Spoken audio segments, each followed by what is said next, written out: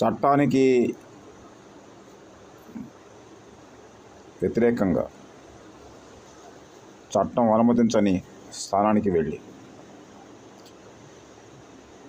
రాజ్యాంగం అనుమతించని స్థానానికి వెళ్ళి సాయుధ పోరాటం పేరుతో రాజ్యాన్ని కూల్చివేసి ఎర్రజెండా రాజ్యాన్ని స్థాపిస్తామని చెప్పే భారత కమ్యూనిస్ట్ పార్టీ మావోయిస్టుకు మార్గం మూసుకుపోయింది. తర్కం తన వద్ద లేని కారణంగా, తర్కాన్ని అనుసరించని కారణంగా మొండి సందులోకి ప్రవేశించింది. దాని కేంద్ర కమిటీ నాయకులతో సహా కార్యకర్తలందరూ ప్రభుత్వం ముందు, పోలీసు వారి ముందు లొంగిపోక తప్పదు చట్టం రీత్యా.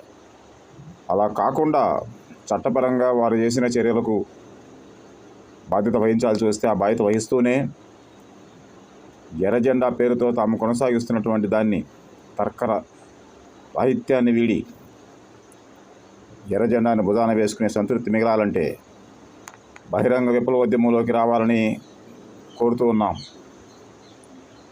డిమాండ్ చేస్తున్నామన్నా కూడా అనుకోవచ్చు.